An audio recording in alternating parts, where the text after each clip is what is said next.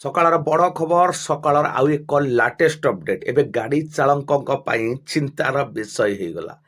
ଯଦି ପଲ୍ୟୁସନ୍ ନାହିଁ ତ ଆପଣଙ୍କୁ ପେଟ୍ରୋଲ ନାହିଁ ଡିଜେଲ ନାହିଁ ଏମିତି ଏକ ପ୍ରସ୍ତାବ ଆସିଛି ରାଜ୍ୟ ପରିବହନ ପ୍ରାଧିକରଣ ସଂସ୍ଥା ତରଫରୁ। ଆଜି ହିଁ ଲାଗୁ ହେଉଛି ଏହି କାର୍ଯ୍ୟକାରୀ। ବୈଧ ପ୍ରଦୂଷଣ ପ୍ରମାଣପତ୍ର ନଥିଲେ ମିଳିବନି ଆଉ ପେଟ୍ରୋଲ ଡିଜେଲ।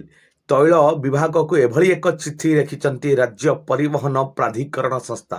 ପରିବହନ କ୍ଷେତ୍ରରେ ପରିବେଶକୁ ସୁରକ୍ଷାକୁ ଦୃଷ୍ଟିରେ ରଖି ଏସ୍ଟିଏର ଏଭଳି ଏକ ପଦକ୍ଷେପ ନିଆଯାଇଛି ଯାହା ସମ୍ପୂର୍ଣ୍ଣ ଭାବରେ ଯାନ ଚଳାଚଳକୁ ସମ୍ପୂର୍ଣ୍ଣ ଭାବରେ ଠପ୍ କରିଦେବାର ଚାନ୍ସ ଅଛି ଏବଂ ଯେଉଁମାନେ ଏଇ ଦୁଇ ଚକିଆ ହେଉ ଚାରି ଚକିଆ ଗାଡ଼ି ଚଲାଉଛନ୍ତି ତାଙ୍କୁ ନିଶ୍ଚିତ ଭାବରେ ଗୋଟେ ସତର୍କ ସୂଚନା ଦେଇଛନ୍ତି ରାଜ୍ୟ ପରିବହନ ପ୍ରାଧିକରଣ ସଂସ୍ଥା।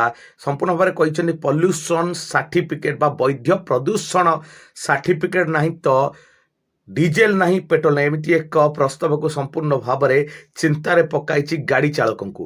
କେମିତି ଭାବରେ ସେ ଡିଜେଲ ପେଟ୍ରୋଲ ବିନା ଗାଡ଼ି ଚଳାଇବେ ତାଙ୍କୁ ସମ୍ପୂର୍ଣ୍ଣ ଭାବରେ ଟେନସନ୍ ଘାରିଲାଣି।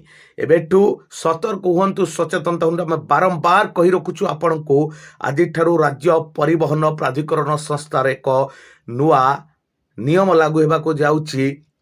ବୈଧ ପ୍ରଦୂଷଣ ପ୍ରମାଣପତ୍ର ନଥିଲେ ମିଳିବନି ପେଟ୍ରୋଲ, ଅର୍ଥାତ୍ ପଲ୍ୟୁସନ୍ ଗାଡ଼ିରେ ନଥିଲେ ମିଳିବନି ଆପଣଙ୍କୁ ପେଟ୍ରୋଲ ଆଉ ଡିଜେଲ। ଏଭଳି ଏକ ଆଇନ କାର୍ଯ୍ୟକାରୀ ହେବାକୁ ଯାଉଛି ଆଉ ଅଳ୍ପ ଦିନ ପରେ।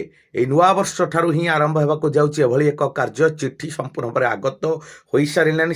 ସେଥିପାଇଁ ବାରମ୍ବାର ଆପଣଙ୍କୁ କହି ରଖୁଛୁ ବୈଧ ପ୍ରଦୂଷଣ ପ୍ରମାଣପତ୍ର ଏବେଠୁ ହିଁ ଜାରି କରନ୍ତୁ, ସତର୍କ ହୁଅନ୍ତୁ, ନହେଲେ ମିଳିବନି ପେଟ୍ରୋଲ ଡିଜେଲ। ଯା ସକାଳର ବଡ଼ ଖବର, ସକାଳର ଲାଟେଷ୍ଟ ଅପଡେଟ୍।